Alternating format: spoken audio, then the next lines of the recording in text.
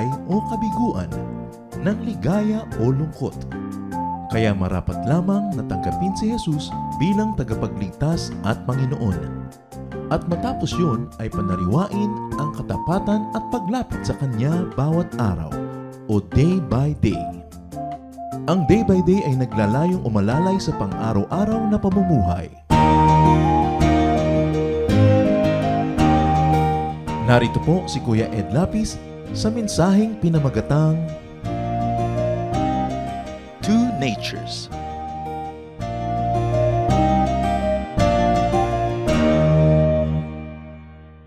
One of the greatest ways, one of the nicest ways to bless the name of the Lord is to live according to His will. At ano nga ba ang kalooban ng Panginoon sa tao? Kuminsan hindi natin maglubos na nauunawa ang kalooban ng Panginoon at pinahihirapan natin sobra ating mga sarili, pati ang ating kapwa, dahil akala natin yun ang kalooban ng Diyos. Ang pag-aaral natin ngayon, pinamagatan natin two natures. Dalawang mga kalikasan, dalawang mga totoo at natural sa tao na dapat nating unawain at tanggapin. Salamat, Ama, dahil kayo'y mapagpatawad, maibigin, at kayo, Panginoon, ay napakarami magagandang mga balak para sa amin. Turuan mo kaming maunawa ang iyong kalooban at ang pamumuhay namin sa mundo maging yung pinakamaaaring magaan na paraan. Magkaroon kami ng maraming puwang para magmahal, magpatawad, at ganoon din naman lalong dakilain ang iyong pangalan. Sa sandaling ito, humihingi kami ng paglilinis, ganap na pagpapatawad sa aming mga kakulangan. Ang dalangin namin, Panginoon, kami malinis ayon sa ginawa ng Panginoong Jesus na iyong anak para kami linisin ng kanyang dugo na kanyang isinakripisyo so that people like us might be washed, cleansed, and empowered to be like Him. Salamat, O Diyos, dahil maaari kaming lumapit sa inyo kahit may mga pagkukulang kami dahil itong lahat ay pinupuno ng ginawa ng iyong anak na si Jesus doon sa Kalbaryo. That all our shortcomings are filled with the fullness of Jesus your Son. Nawa, Panginoon, loobin niyo na kami ay maging lalong marunong, maunawa namin ang mensahe ninyo, mapayaman ang aming diwa, at magbunga ito ng mabubuting gawa sa aming buhay. We glorify you, we worship you, Father, and ask you to use your servant, unworthy as I may be, to be used by you, to be a channel of your blessing to people.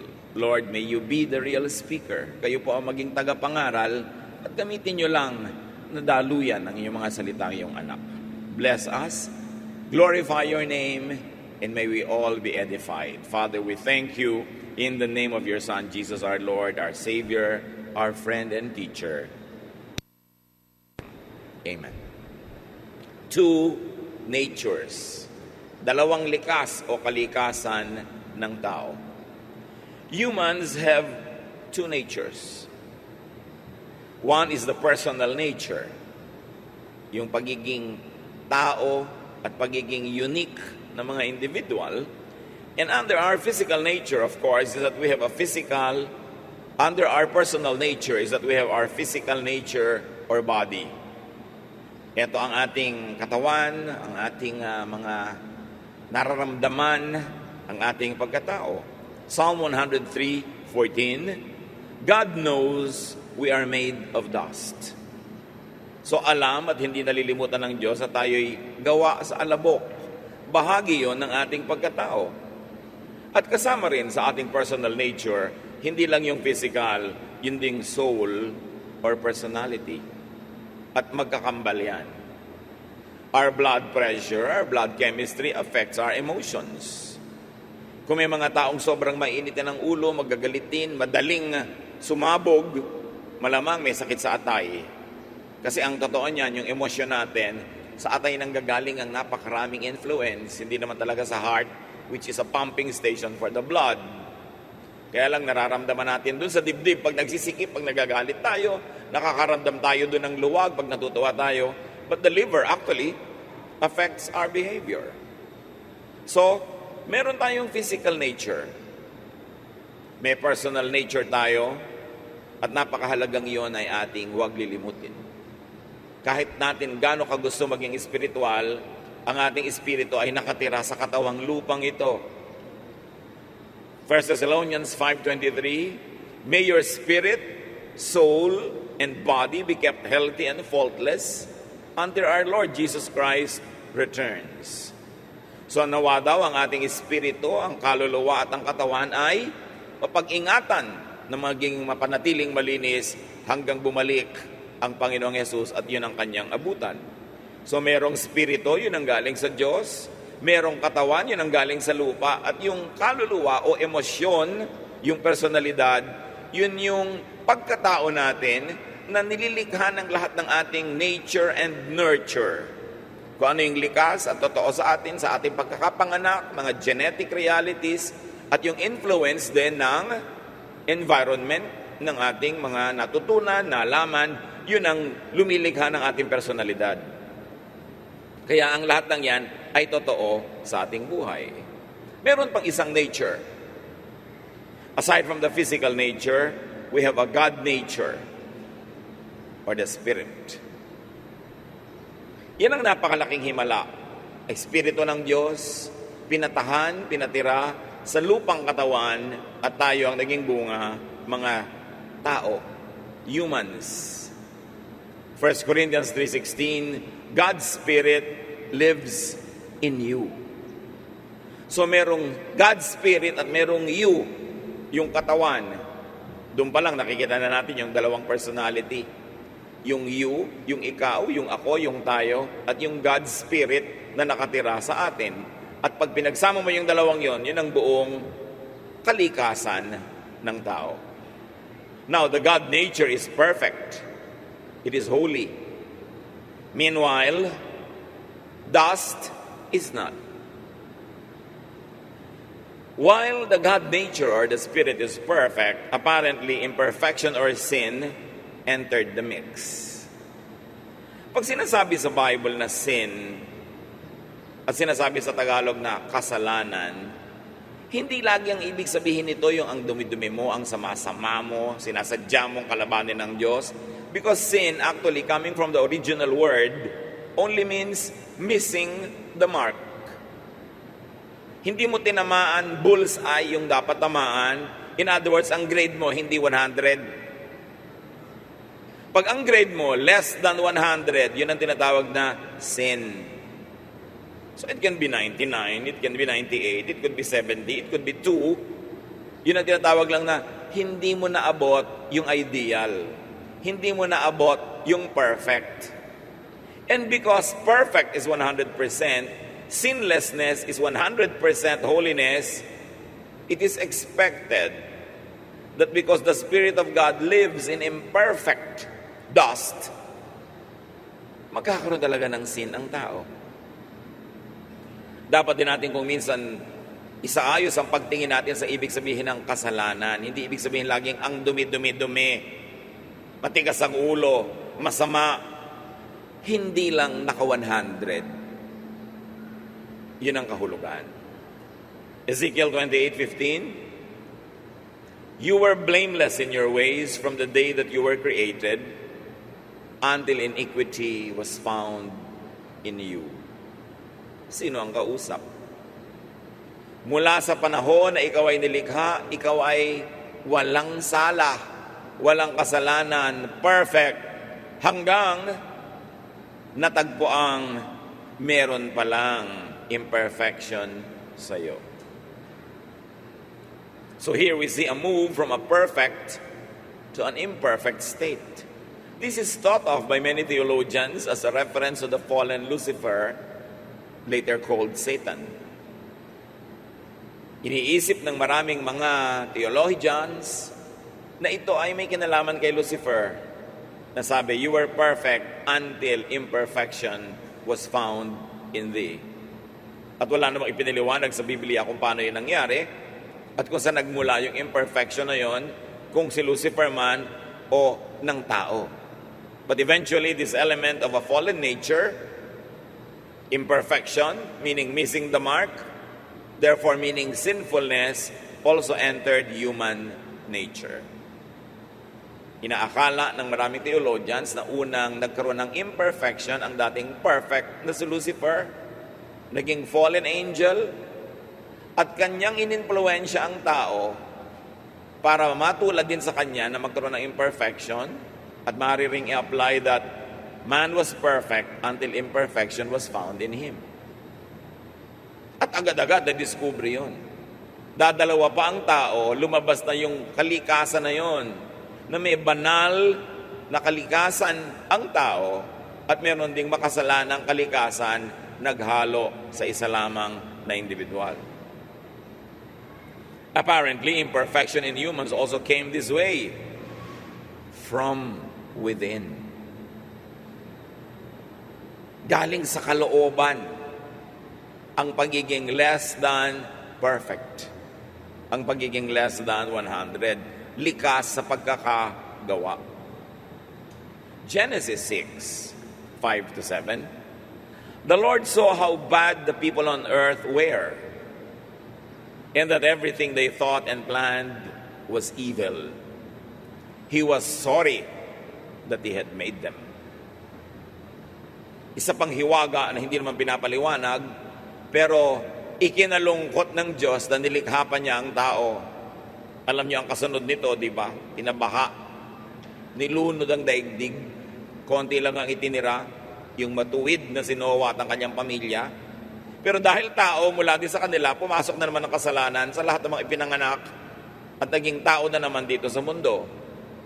Pero ang katotohanan na dapat natin ditong pansinin, nakita ng Diyos kung gaano kasama ang tao, na halos lahat na lang ng iniisip niya, puro kasalanan. Ibig sabihin, puro less than 100%. Puro less than perfection. So yun ang given. And let's understand our two natures with that clearly established. Ang bata, hindi mo kailangang turuan magsinungaling. Natututong magsinungaling mag-isa. Ang bata, hindi mo kailangan turuan maging maramot, sakim. Kusang lalabas sa kanya yon. Kaya ang matitinong magulang at pagpapalaki sa bata ay yung sinusupil mo yung evil nature habang maaga. Tumutubo na yung sungay habang maaga ay pinuputol mo na. Nagkakaroon na siya ng mga masasamang ugali ay kung di mo man lubusang matanggal lahat, nilalagyan mo ng kontrol, isinasaayos at tinuturuan siya na yun ay pigilin, supilin kung di man lubos na matanggal. Humans, two natures bring stress. Natural. Parang tug of war. Dahil merong dalawang naghihilahang puwersa sa magkabilang dulo ng lubid, merong stress ang lubid. Tuwing merong tunggali, tuwing merong di pagkakasundo at pag-aaway, pag-aagawan sa iisang bagay, magkakaroon ng mga gulo. At yan ang nangyayari sa kalooban ng tao. Kaya naman napakaganda ng tawag sa Tagalog, sasabihin natin, nagdadalawang loob ka. Dapat buo ang loob, hindi sira ang loob. Huwag ka dapat masiraan ng loob. Kasi talagang mahirap yung nagdadalawang loob. Hindi mo alam kung ang gagawin mo, yung tama o yung mabuti, yung A o B, o yung X o Y.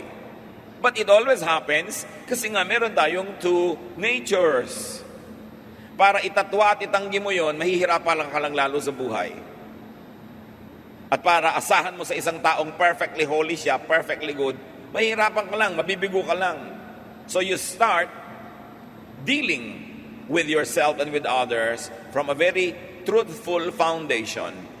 And that is that humans have two natures, and therefore humans will always have stress.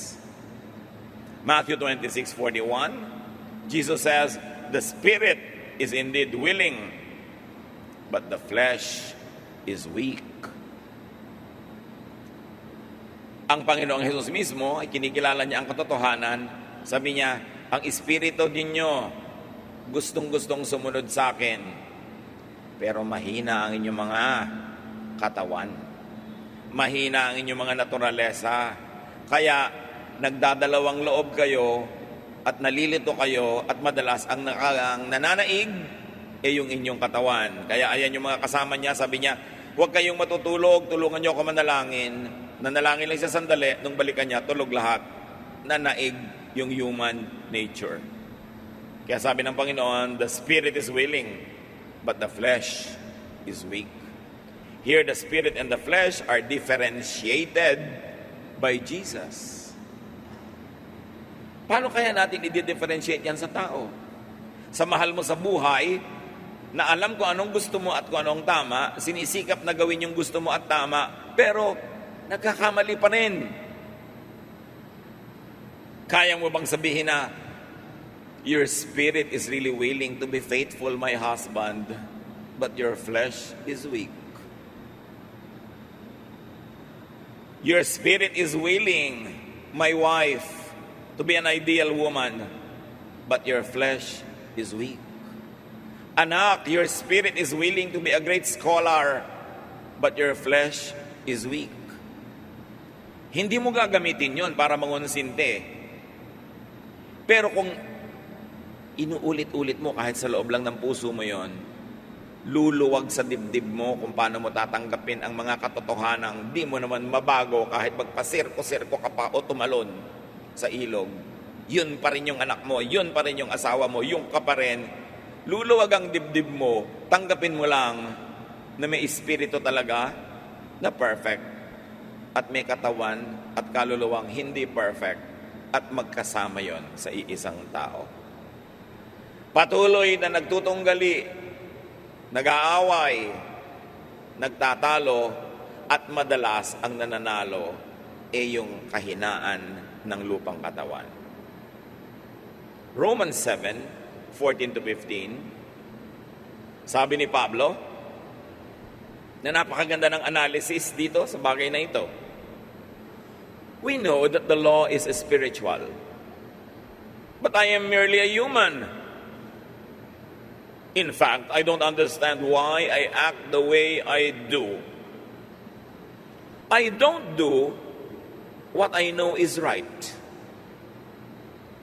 I do the things I hate.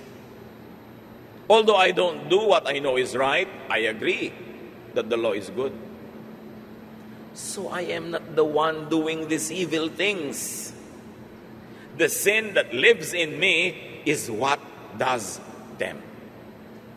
Si Pablo na ito, bayani ng pananampalataya, matibay na muog, haligi ng church. Sabi niya, may sasabihin ako sa inyo isang katotohanan, baka di kayo maniwala. Bagamat naniniwala ako na ang batas ng Diyos na perfect ay maganda talaga, ako man hindi ko masunod. Itinuturo ko yan dahil yan ang dapat ituro. Sinasabi ko yan dahil yan ang dapat sabihin. Pero yung mabuting itinuturo ko, alam nyo bang, di ko rin magawa. Pero siyempre, alam dahil hindi ko magawa yung mabuti, ang ituro ko na yung mali. Ituturo ko pa rin yung tama, kahit ako rin kulang. Sa katunayan, yung kinamumuhian ko mga bagay, alam nyo ba, yun pa ang nagagawa ko. Sabi kong alam na alam ko na tama ang batas ng Diyos. At kung naalam na alam ko kung anong tamang gawin, pero ang nagagawa ko pa rin yung mali, di ba hindi na ako yung gumagawa noon? Hindi na yung ako na espiritu ng Diyos, kundi yung ako na lupa lamang. Sabi niya, ako na, tinitingala, minomodelo, nagtuturo, sinasabi ko sa inyo, hindi lahat ng pinaniniwalaan kong tama ang nagagawa ko sa aking buhay. Dahil ako'y tao ring tulad nyo. Si Pablo ang nagsasalita. Isa sa mga pinakamahihigpit na theologians. Sabi niya, yung gusto kong gawing mabuti, tulad nyo rin, hindi ko laging nagagawa. Kaya napaka-lupit naman natin, mga kapatid, pag kami Bible study leader, tapos nagkamali, sabi mo, ikaw ba, ganyan ba Bible study leader? Diba? Pag kami preacher, sabi mo, doctor, do what you preach. Kung ang ipipreach lang ng preacher ay yung mga katuroan na siya mismo ay perfect na doon, abay napakakonti na pwede niyang ituro. So pag may teacher, may Bible study leader, may preacher, ang ituturo niya, yung tamang ituro, yung sinasabi ng Biblia, ang dapat ituro, kaya nagagawa niya, kaya hindi sa buhay niya. Huwag ninyong mamasamain na itinuturo yung tama, kahit yung nagtuturo ay hindi pa rin laging tama sa buhay niya. Kasi kung gagawin nating requirement sa bawat teacher yon, sino ang magkukwalify? Not even Paul would qualify to teach. Dahil ang linaw-linaw na sinasabi niya sa Romans 7, ako, alam ko yung mabuti, pero yun ang di ko nagagawa. So meron tayong goal. May dapat marating. Pero huwag mong hanapin sa sarili mo at sa kapwa mong marating na yun ngayon. Because God is not yet finished working in all of us. Realizing that, you will be kinder to yourself and to others. So Paul differentiates his two natures. Siya nga hindi buo nagdadalawang loob din. Tayo pa kaya? Sabi niya sa verse 18 and so on, I know that my selfish desires won't let me do anything that is good. Even when I want to do right, I cannot. Instead of doing what I know is right, I do wrong. And so if I don't do what I know is right, I am no longer the one doing them. Paul emphasizes the power that one nature, the human nature, could play over the other, the godly nature. To continue, verse 21, the law has shown me that something in me keeps me from doing what I know is right. With my whole heart, I agree with the law of God. But in every part of me, I discover something fighting against my mind. And it makes me a prisoner of sin that controls everything I do.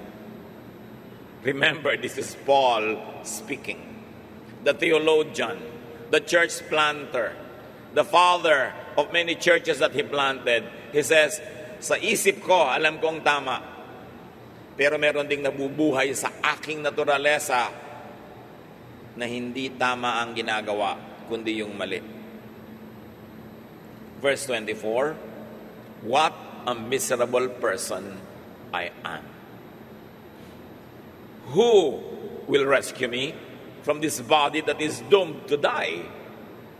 Thank God, Jesus Christ will rescue me. So with my mind, I serve the law of God, although my selfish desires make me serve the law of sin. Sabi niya, kawawa naman ako. At siyempre, lahat ng katulad niya. Sino magliligtas sa akin sa kabulukan na ito? Alam ko na, meron. Si Jesucristo. Siya ang magliligtas sa akin. Kahit na nga, madalas sa isip lang ako nagiging makadiyos at sa gawa ay hindi, ligtas pa rin ako. Dahil ang ginawa ni Jesus ang magliligtas sa akin, hindi ang ginawa ko. Kaya nga tayo may Savior. Sa palagay niyo ba, bakit ang anak ng Diyos ay kinailangan magsakatawang tao at mamatay para sa kasalanan kung kaya mo naman pala talagang tanggalin yung kasalanan na yan? E di sayang naman yung pagod ni Jesus, kaya mo naman pala. Hindi talaga kaya ng tao, kaya tayo ay minabuting iligtas ng Ama sa pamamagitan ng kanyang anak na si Jesus.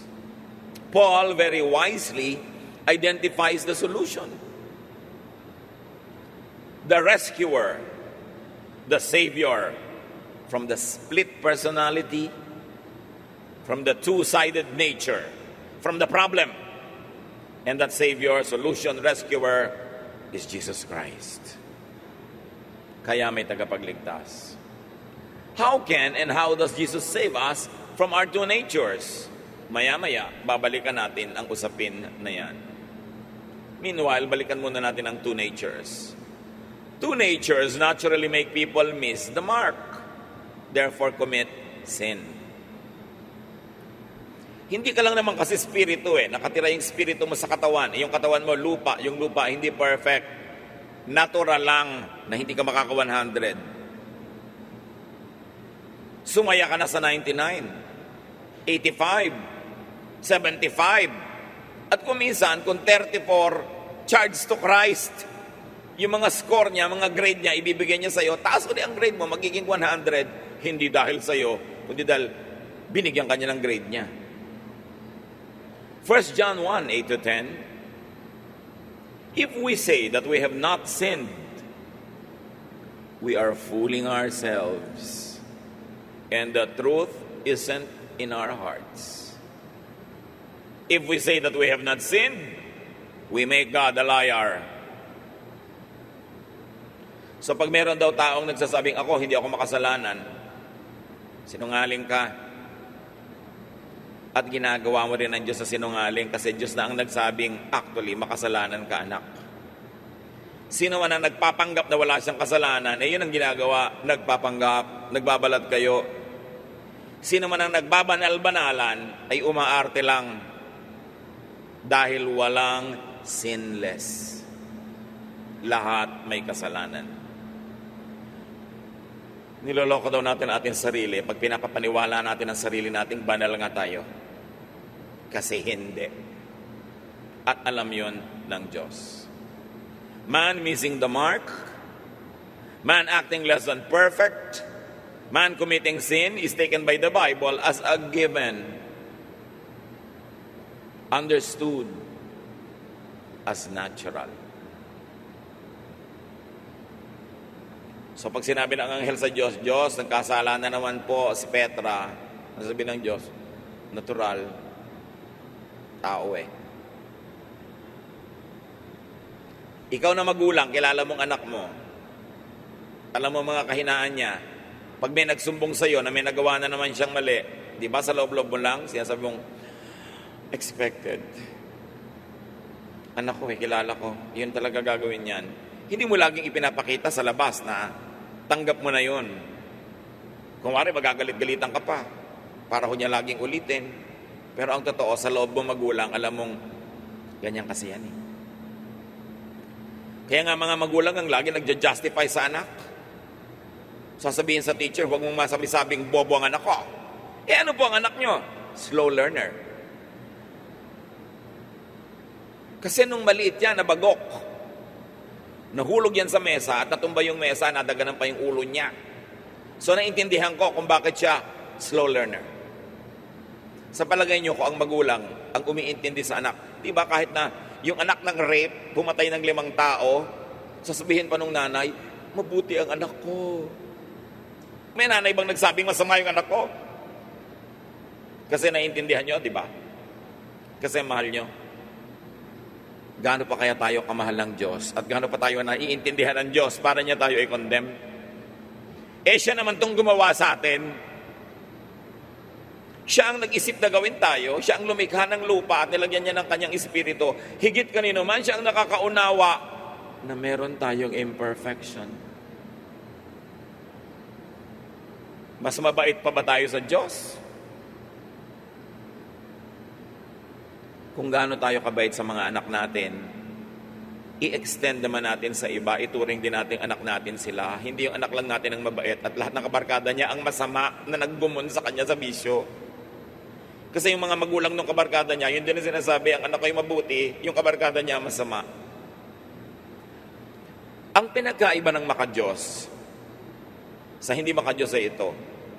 Yung hindi makadiyos, ina-justify niya yung anak niya.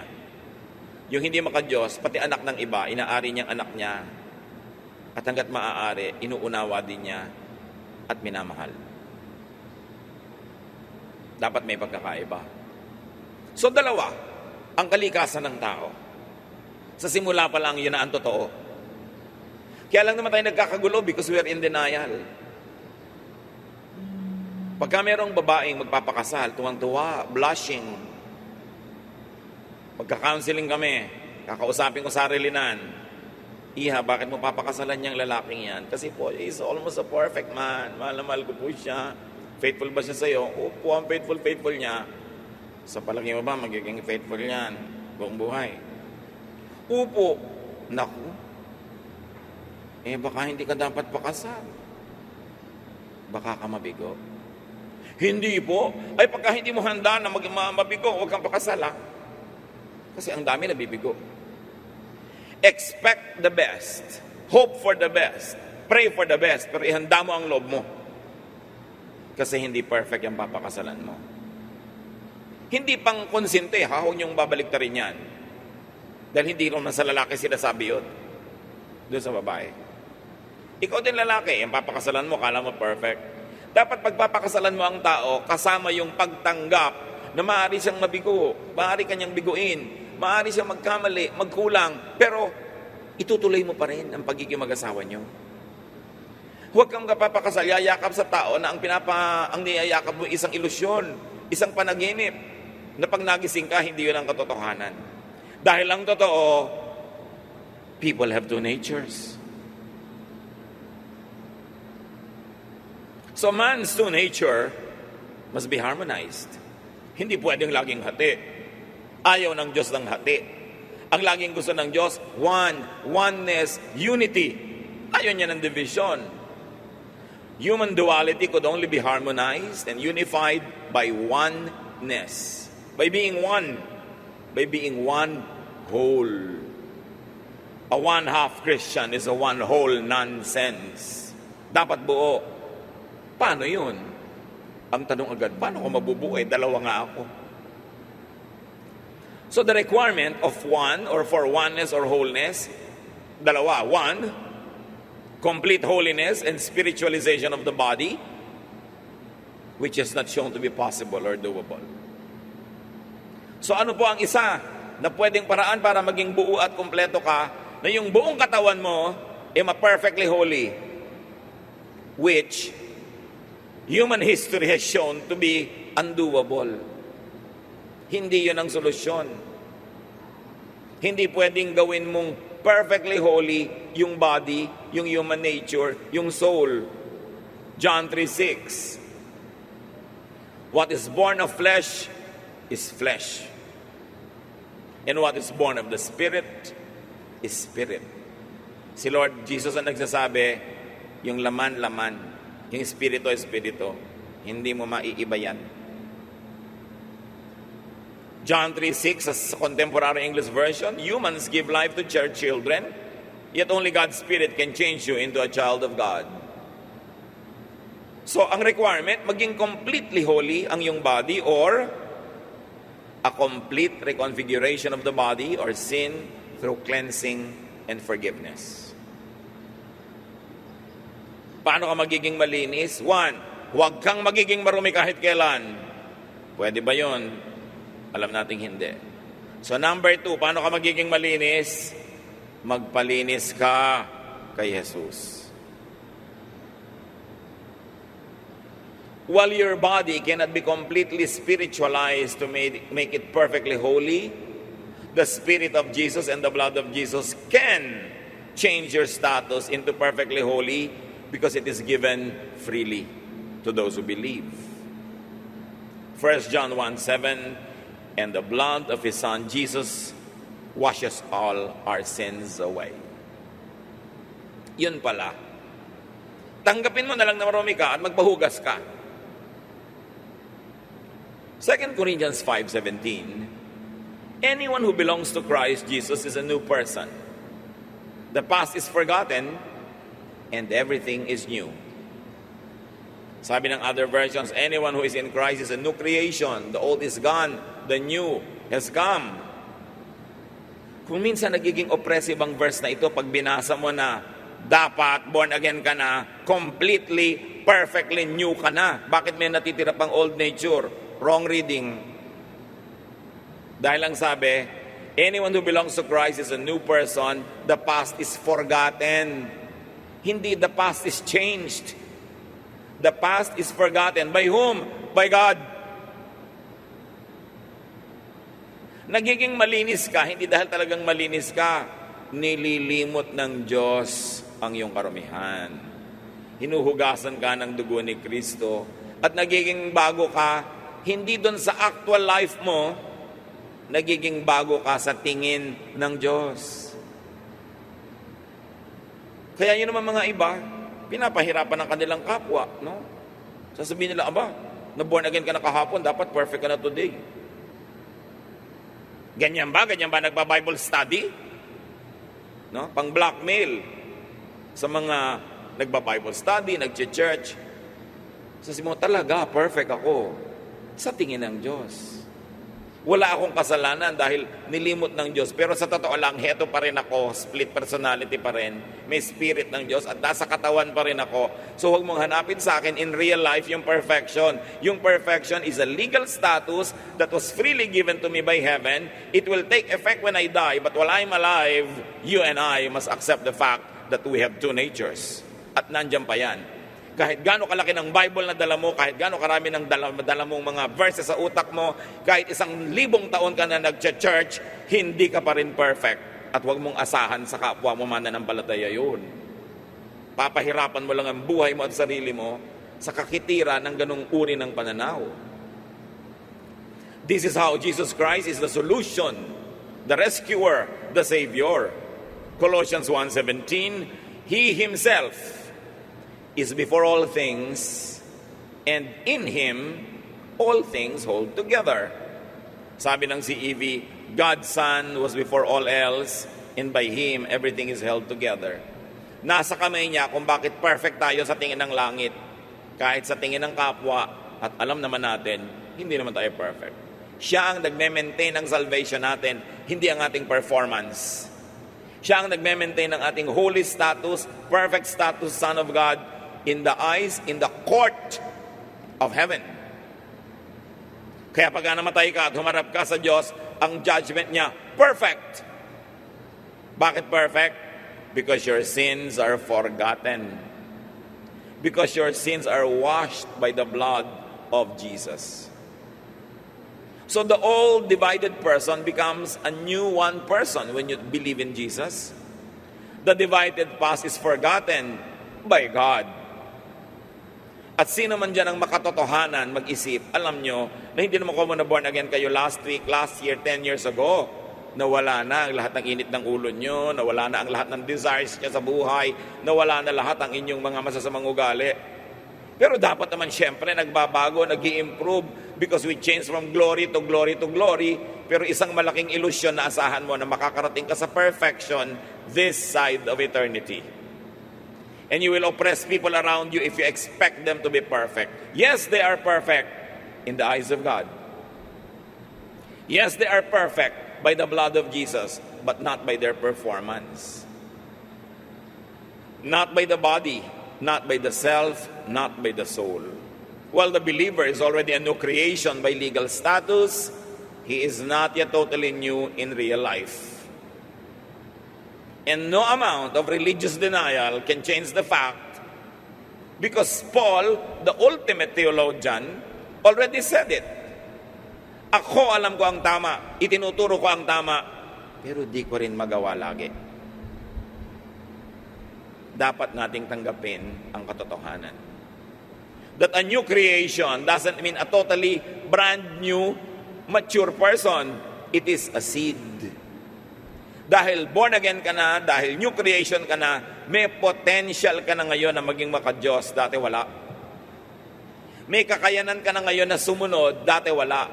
Pero hindi ibig sabihin na lagi ka rin perfectly makakasunod kasi nga, God remembers that you are dust. In real life, in practice, the two human natures, meaning the old and the new, are not clearly divided. They are not differentiated nor isolated. Magkahalo pa rin sa isang tao. Kaya may struggle ka pa rin. God's solution to the problem of man's two natures? Forgiving. Sabi, hindi naman mo maaasahan yung mga tao maging perfect, patawarin na lang. Cleansing and forgetting man's sin. All of that is done on God's side. On the side of heaven. Psalm 103, 12 to 13. How far has the Lord taken our sins from us? farther than the distance from east to west. Just as parents are kind to their children, the Lord is kind to all who worship Him. Gaano ba kalayo ang agwat na pinagdalahan ng Diyos sa ating mga kasalanan para malimutan na niya? Kung gaano kalayo ang silangan sa kanluran, ganon kalayo ang pinagdalhan niya. At tulad ng isang mahabagin at maibiging magulang, sabi niya, ang Panginoon ay mabait sa lahat ng sumasamba sa Kanya. Kahit yung sumasamba sa Kanya ay hindi perfect. Hindi perfection ang hinahanap niya, pagsamba. Sumasamba ka. Nakita niyo si David, tatad ang kasalanan, pero ang tawag pa rin sa kanya sa Bible, a man after God's own heart. Because he's worshipful. Yes, nagkakamali si David, pero ito yung nagkakamali, lagi niyang ipinagluluksa ang kamalian niya. Hindi naman niya ikinakatuwa ang mga kamalian niya eh. Divided din kasi siya. Alam niya tama, gusto niya gawin ang tama. Pero bakit ba nagagawa niya yung mali? At makikita mo kung paano siya manangis. Paano siya humingi ng tawad? Paano siya mag-ayuno? Paano siya magsisi? Ang nakikita ng Panginoon sa kanya, hindi yung kasalanan niya, na alam naman ng Diyos sa kakambal ng human nature. Ang pinipiling tingnan ng Diyos, yung patuloy niyang paghingi ng tawad, pagre-repent, pagre-restore sa kanyang buhay, at patuloy na pagsamba kahit hindi siya karapat-dapat. Because He's worshipful. Ganon kahalaga yung worship. The love of God covers our sins. Kailangan lang hindi ka mamumuhay ng katigasan ng ulo na mali na, pinagpipilitan mo pang tama. Pareho kayong gumagawa ng mali, pero yung isa ay pinagpipilitan niyang tama siya. Ikaw alam mong mali po, Lord, sorry, pero talagang kinapos ako. Yun ang patuloy na nililinis ng Diyos. Napakalayo ng pinagdalhan niya sa kasalanan natin. Inilibing sa pusod ng dagat, sabi sa Biblia. Of course, all of this are just poetic devices nang ibig sabihin lang, napakalayo. Tulad nung araw, hindi naman nila nararating ang pusod ng dagat. Ngayon, nararating na kasi ng tao yan. So parang ang lapit na. Pero ang ibig sabihin lang ng mga sumulat, kung gaano kalayo yung sa'yo'y malayo, hindi mo pwedeng marating. Gaano kalayo. So recognize the dual nature of humanity in you. Huwag ka naman laging mahirapan ng loob. Huwag kang mabuhay sa guilt. Huwag kang mabuhay sa lagi na lang para ang dumi-dumi mo, ang sama-sama mo, lagi mong kinokondena yung sarili. Kaya may mga tao naghahampas sa sarili, naghihiwa ng likod, nagkapagapang-gapang sa lupa, nagpapapako sa krus. Kasi parang puro guilt na lang. Puro lagi ka na lang dapat magbayad, lagi ka na lang masama. Alam na yun ang Diyos. Tinanggap na niya yun.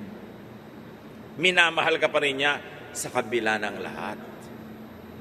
Huwag gamitin yan para umabuso, pero gamitin yan para lalo magsikap na bigyan ng kasiyahan ng ating Ama sa Langit. Pero tanggapin mo kapatid na sa kabila ng iyong mga pagsisikap, kung ikay lumaglag, nagkamali nadapa, mahal ka pa rin ng Diyos. Di ka niya kinokondemn. Kasi lahat ng condemnation, itinambak na kay Jesus doon sa krus. Wala nang natira para sa iyo. Kasi inako ng lahat ni Jesus. Sinahod na niya ang lahat ng guilt. Sinahod na niya lahat ng parusa, ang lahat ng mga paninisi. Wala nang natira sa atin. Kaya siya ang Savior. Tanggapin mo ang katotohanan na yan para rumelax sa buhay. Hindi para gamitin lisensya sa patuloy na pamumuhay sa mali, pero sa patuloy na pag-unawa sa sarili mo at sa iba. Recognize the dual nature of humanity in others. Huwag kang maging malupit sa iba, expecting perfection from them. Nagkamali, tiwalag. Nagkamali, talsik. Nagkamali, nasa bulletin board. Napakalupit. Do your best to move from glory to glory. Do your best to move from one level of spirituality to the next. And do your best to help others do the same. Remember what Jesus said? What do you want others to do unto you? Do to them. Pagka ba nagkamali ka, gusto mong kinokondem ka ng iba? Di ba? Hindi. Pues, ganun din ang gawin mo sa iba. Pag ba ang anak mo nagkamali, gusto mong pinag-uusap-usapan? Ayaw mo, di ba? Therefore, huwag ka rin makikipag-usap-usapan sa anak ng iba, sa anak ng may anak. Huwag mong gawin sa iba ang di mo ikatutuwang gawin nila sa iyo. And because God is gracious, do not be burdened by needless, unkind, and cruel expectations of perfection in yourself and in others. Alam niyo, ang meron tayong dapat tanggalin sa ating bokabularyo, mga kapatid, itong napaka-cruel, narrow-minded na, ganyan ba ang Christian? Sabay taas ng kilay, sabay simangot, may nagkamali, ganyan ba ang Christian? Oo, ganyan. Kasi hindi pa ako perfect. Yung application na yan, sa buhay mo ilagay, wag sa akin. Barahin nyo nga yung mga manang-manang dyan na laging ganyan ba ang Christian, ganyan ang suot. Oo, Christian ako, itong suot ko. Bakit? Di huwag mong isuot kung ayaw mo. Katawan ko to eh. Di isuot mo sa katawan mo yung gusto mo. Ba't ba pinapakailaman mo ang katawan ko? Ayaw mong kainin yung ayaw mong kainin. Di huwag mong kainin. Ba't pati kinakain ko, pinangiyamasukan mo? Diyos ka ba? Ikaw ba ang namatay sa krus para sa akin? Yung namatay nga sa krus, hindi ako inuusig. Ikaw inuusig mo ko. Alam nyo, kung minsan dapat barabarahin yung mga manang-manang na pa-perfect eh. Kasi pinapahirapan nila tayo at pinapahirapan nila sa sarili nila. Mahirap din naman magkunwari, di ba? Maging totoo ka sa sarili mo. Sino ba ang Christian? A forgiven sinner, doing his or her best to please God. But when you fall, you charge everything to Jesus. Yan ang Christian. Hindi ka perfect. What is perfect is the work of Jesus that you take shelter in. So don't burn the bridge over which you too must pass. If you are able to get to eternity only because you are being forgiven, therefore you must forgive others too. Because if you don't forgive others, you won't be forgiven as well. Yung ganyan ba ang Christian? Masyadong cruel. Masyadong unrealistic. Pati ba naman yung malaking hikaw mo, pinapakailaman naman ng ganyan ba ang Christian? Ay laki-laki ng hikaw. Ganyan ba ang Christian? Ganyan ang suot. Tigilan natin yung pagpapahirap sa kapwa. Mga kapatid, you have all the freedom to be strict with yourself. But you have no right to be strict with others. Kanya-kanya tayong pananagutan sa Diyos. Isa-isa tayong huhusgahan, hindi by group. Kanya-kanya tayo ng score. Tigilan ninyo ang pagpapahirap sa kapwa. Ayaw niyong panoodin itong ganitong pelikula, di wag. Bakit pati ibang nanonood kinokondemn? Wala kayong paki doon. Ayaw niyo ang ganitong pagbe-birthday, ganitong celebration, di wag. Gawin niyo sa sarili niyo. Kayo naman yung nananagot sa Diyos at sa konsyensya niyo, pero hindi niyo sagot ang iba sa Diyos. Don't play Savior. There is only one. And remember, even before Jesus saves, He first sacrifices. Willing ka ba na mag-sacrifice sa taong pinapakialaman mo? Kung hindi, huwag ka makialam. Isa pang very oppressive verse, sasabihin nila, alam mo, pagka born again ka, pagka nasa Lord ka, hindi ka na dapat nagkakasala. 1 John 3:9. Those who have been born of God do not sin, because God's seed abides in them. They cannot sin, because they have been born of God. Isang very oppressive verse pag hindi mo binasa ng tama. Sa CEV, God's children cannot keep on being sinful. He is life-giving power. His life-giving power lives in them and makes them His children so that they cannot keep on sinning. Now, literal reading of this verse could be very oppressive. It would seem to say that God's children are not capable of sinning. That God's children are already morally perfect this side of eternity. That anyone who sins, therefore, could not be a real child of God. Yan ang usual reading, ha? Kaya napaka hihigpit natin sa kapwa. Pero sa totoo lang, kayo na nakakaalam, anak kayo ng Diyos, talaga bang hindi na kayo capable of sinning? Alam natin ang sagot. Si Paul na nga ang sumagot, ako anak ng Diyos. Alam ko kung sino ako, pero nagkakasala ako. Therefore, hindi dapat literal ang reading sa verse. Kasi magkakaroon ng pagkakaiba. Set side by side with many other verses that not only accommodate man's inclination to sin, but also provides ways of forgiveness, cleansing, and restoration, we are cautioned against reading this verse literally.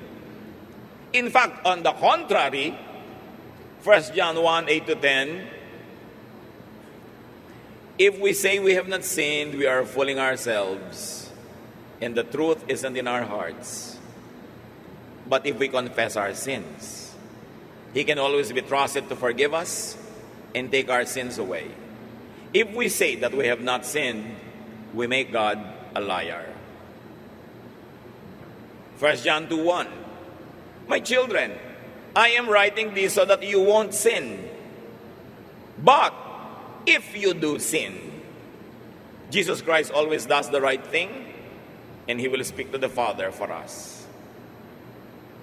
Hindi kahit kailanman kinukonsinti ang pagkakasala. Sabi, mga anak, sinasabihan ko kayo para huwag kayong magkasala. Pero pag nagkasala kayo, alam niyong gagawin. Humingi kayong tawad. Because if you confess your sins, Jesus Christ cleanses you. And Jesus always does the right thing. He will speak to the Father for us. Anong sasabihin niya? Sasabihin ng Father, oh, nagsin. Charge to me. Yun ang sasabihin niya. O nagkasala na naman, imperfect. Pero di ba perfect ang sacrifice ko? Sa akin nagpapasave yan, ako Savior. Charge to me. He will speak to the Father for us. So perfect tayo. We cannot sin from the point of view of heaven because Jesus took all the sins in His body. But in real life, we do commit sin. Tanggapin nyo yun. Pero sa tingin ng heaven, hindi pa rin. Kasi yung kasalanan natin, nakikita through the lens of the blood of Jesus. Di ba pagka may sunglasses ka na pink ang mundo? Pag ang sunglasses mo, black ang nakikita mo. Kung ang kasalanan natin nakikita through the blood of Jesus Christ, it is seen as clean and perfect. Not because it really is, but because the perfect work of Christ makes it so. So from the earth's point of view, we are still sinners, but from heaven, those who are in Christ are perfect and cannot sin. Kaya yung salvation na yan is permanent, irrevocable, because the work of Jesus is irrevocable. So how do we read 1 John 3:9? Those who have been born of God cannot sin. In the light of the other verses that recognize that God's children in actual life can fall short, miss the mark, and commit sin, and that it teaches that God's children who commit sin should be forgiven and restored, recognize that God's children in actual life can miss the mark. 1 John 3:9, those who have been born of God cannot sin should be applied in actual earthly life and could be read as a heaven's point of view about God's children who sin on earth. But as far as heaven is concerned, God's children saved by Jesus are not committing sin. They are still pure, spotless, perfect because of the perfect sacrifice on the cross. 1 John 1:7, but if we walk in the light, as He is in the light, we have fellowship with one another, and the blood of Jesus, His Son, purifies us from all sin. Now, what does it mean to walk in the light? We walk with Jesus, we fall, we charge it to Him, we seek forgiveness, we are still walking in the light because we still recognize that it's wrong, except that we fall short. So napakahalaga nun na ating unawain to read 1 John 3:9 as a statement of our new legal status given to us because of the blood of Jesus. Now this is in its glorious form what it means salvation by grace, not by works. This act that people could not attain perfection in this earthly life is made clearer by the real life situation where there's absolutely no living person who can claim to be sinless. Sino ang magsasabing ako sinless every day? Wala. So ang gagawin lang natin mga kapatid, do your best not to keep missing the mark. Always do your best. Change from glory to glory for God's glory, for God's pleasure, and for your own well-being. Siyempre, pagka-Christian ka na, kahit sa tingin ng heaven, sinless ka na, pero patuloy kang matigas na ulo na mumuhay sa kasalanan, may palo yan. May bunga yan. Pero dito lang sa lupa. Wala sa kabilang buhay. Hindi ka dadalhin yan sa impyerno. Kasi nilusong na ni Jesus ang impyerno para iligtas ang mga pupunta doon na maniniwala sa Kanya. Pero may parusa pa rin yan dito sa lupa. Don't take it lightly. Kristiyano ka, perfect ka sa tingin ng heaven because of Jesus, pero ang tikas-tikas ng ulo mo dito sa lupa, may bayad dyan. Salamat na lang, dito lang. Pero may bayad pa rin yan. Kaya kung minsan may nagpapakounsel sa akin, Pastor, yung pong alam kong tama, hindi ko talaga magawa. At decided po akong gawin yung less than tama, kasi yun lang talaga ang pwede kong magawa ngayon sa aking reality. Well, di gawin mo, pero alam mo na posibleng may palo. Opo, di gawin mo. Tanggapin mo lang kung may palo. Basta tanggapin mo. Kung mainis o ka magalit o ka magtampo pag napalo ka. Kasi submission pa rin yan to God's will. Hindi nga lang yun ang perfect submission. But you submit to disciplinary measure, you submit to punishment, well, you still recognize God's authority. It is less than ideal, but it's still acceptable. And then if you failed in trying to be perfect, charge your imperfection to the perfect work of Jesus. Kaya nga tayo may Savior. Kaya nga tayo may Lord. Salamat, God remembers that we are dust. You too should remember about yourself and about others. Remember the same thing. Pag kinakapos ang kapwa, imbes na ihusga, imbes na ikondena, ipanalangin. Tulungan sila, gently, lovingly. Do not judge them. Do not be harsh with them. Jesus says in Matthew 7:12, treat others as you want them to treat you. This is what the law and the prophets are all about.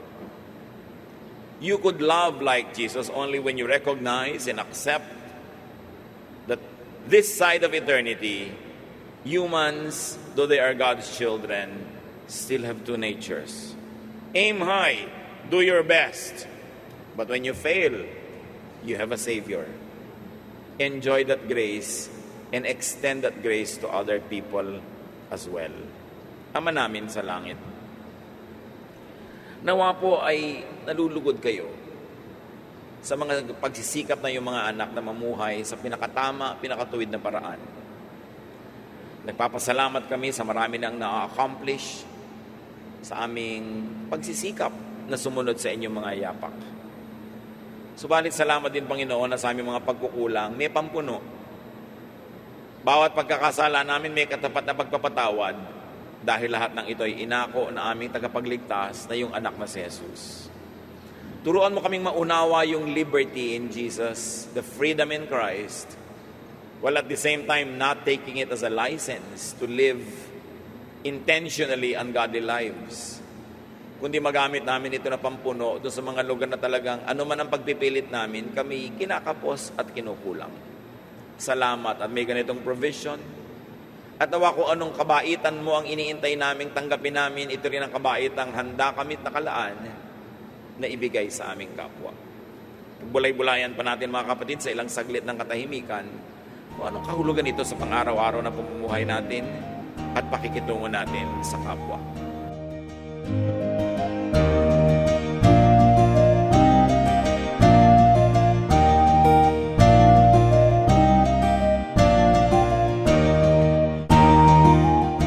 Ang katatapos pong mensahe ni Kuya Ed Lapis ay pinamagatang Two Natures.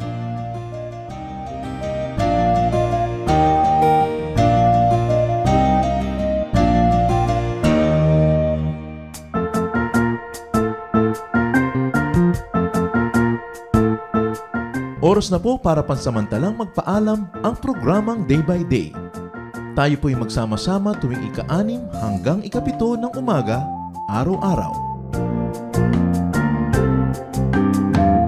Magandang umaga po at mabuhay ang Panginoong Hesus!